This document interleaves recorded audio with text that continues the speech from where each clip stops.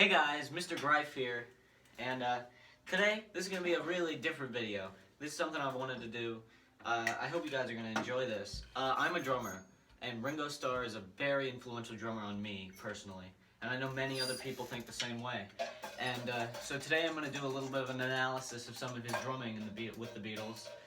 And just go with some of his greatest tracks. It's not going to be all the great ones, because I can't fit all that in one video. So today we're going to go through 63 to 66, and we're going to have fun with that. It's going to be me, and I'm going to explain why I enjoy these things, and play a few of them. So we're going to start at the beginning with the first #1 single, Please Please Me, which has during the Come On Come On bit, it has this really nice, the drums right there, those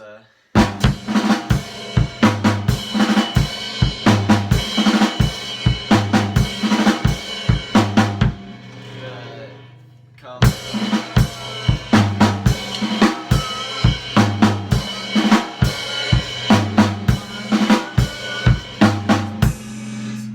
So, which just fits perfectly, and then another great fill in that song is the transition into the bridge with that cha-cha beat with the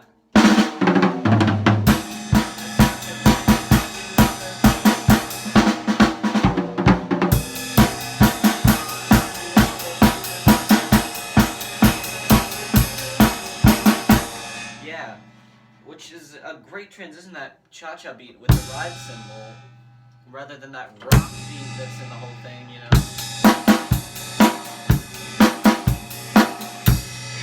Such a great little transition. After that, we go to the B-side of She Loves You, and we'll do She Loves You Too, why not? So, we'll start with She Loves You, which has that great floor tom opening of a...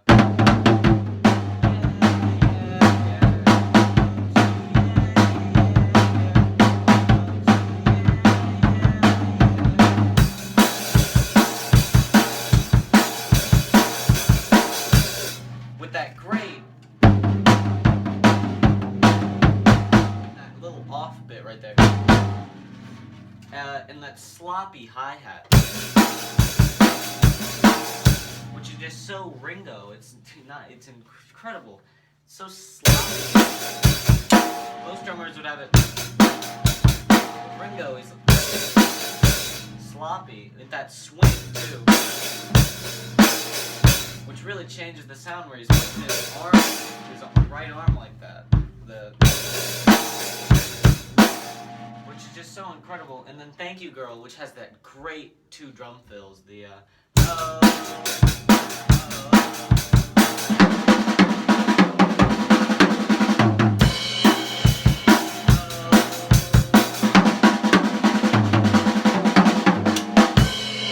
it's not perfect, but you get the idea. It's just such a great little drum fill at the end of that song. So then so in the same year, we get Not a Second Time, and then next year we're going to get I Wanna Hold Your Hand, which have 2, but both those songs have this one fill that's just incredible, that,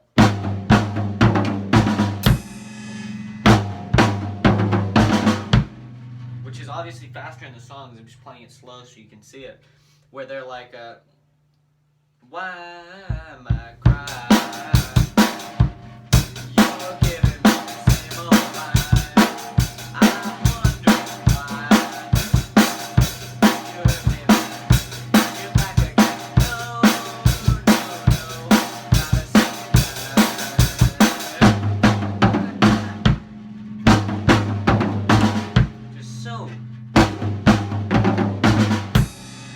Wouldn't do that, and I Wanna Hold Your Hand, it's usually even better, because that's such a commercial song. But the when I wanna hold your hand, just so fast I can't even like do it well. It's really hard to do.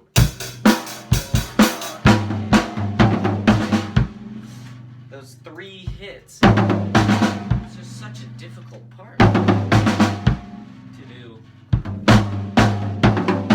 It's incredible, because any other rock drummer would have gone, when I wanna hold your hand. so incredible. And then the next year, we get Hard Day's Night in 1964, and we get Tell Me Why, which has this great big band jazz fill that opens it.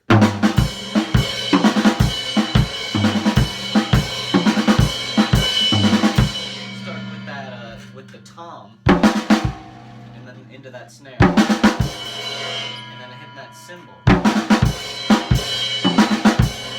Just such an opening. It's so jazzy. And Ringo wasn't a jazz drummer. He's a rock drummer, but he adds these jazz elements.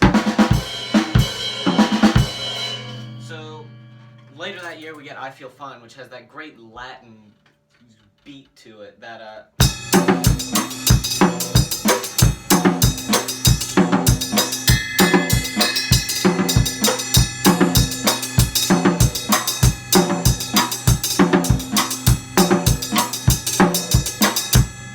on the bell with the tom.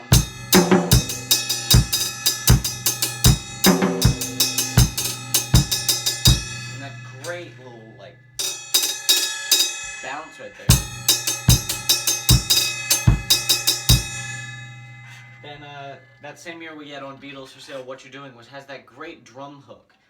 Ringo was great at those drum hooks. We get one in What You're Doing, Sgt. Pepper Reprise, Sgt. Pepper, Come Together, which are those three songs we're going to talk about next time. But in What You're Doing, that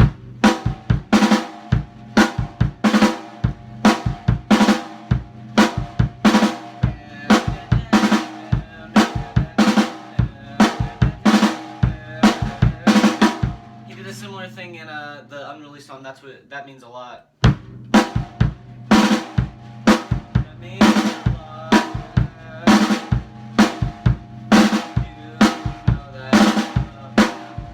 Get it, but it's just so great. So speaking of That Means a Lot, from the Help sessions we get Help, which has that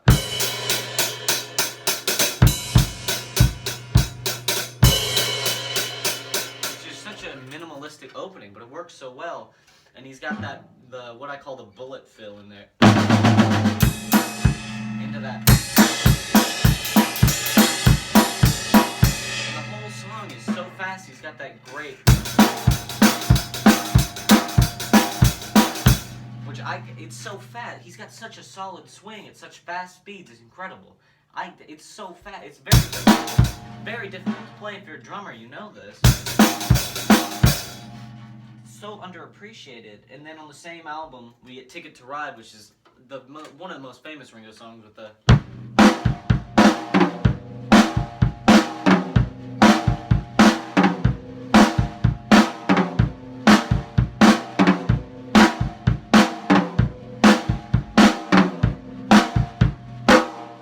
Such an incredible, memorable drum bit. It's so heavy with the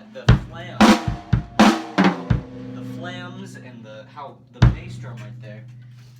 So that November we get Rubber Soul, and In My Life has such a perfect drum bit with the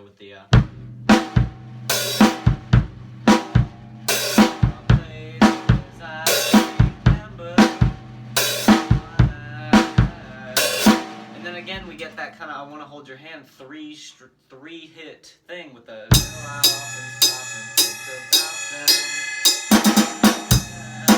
on a little minimalistic scale but the same concept. Just an incredible little thing. So after that, we get She Said on Revolver, which is it's just a very underrated song with the.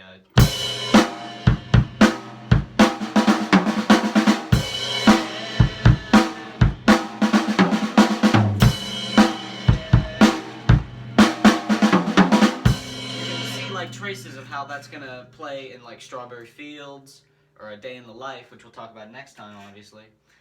But it just fills. It's not even like a beat. Like there's the one bit it's like, but that's that's such a small part of the song. So then we get Tomorrow Never Knows, which is that drum loop. It's such a great little bit.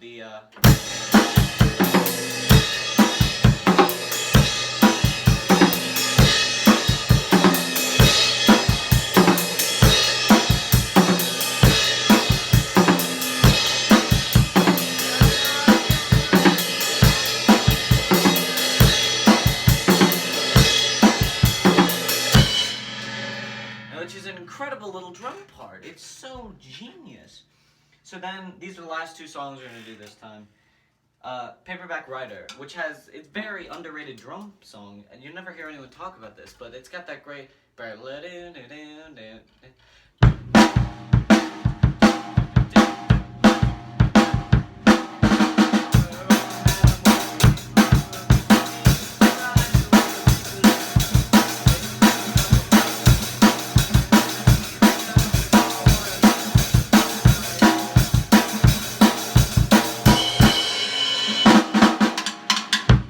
It has that on the rim, which is just a great little bit, and it's the bass drum on that is so complex.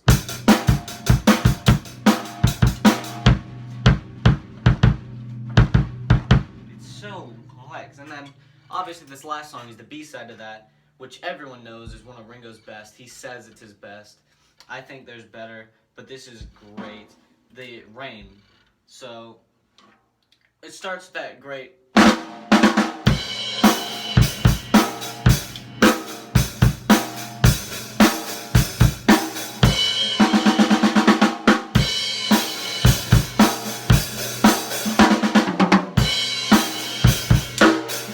Right there, we get that great hi-hat fill, which was something no one had heard of at the time.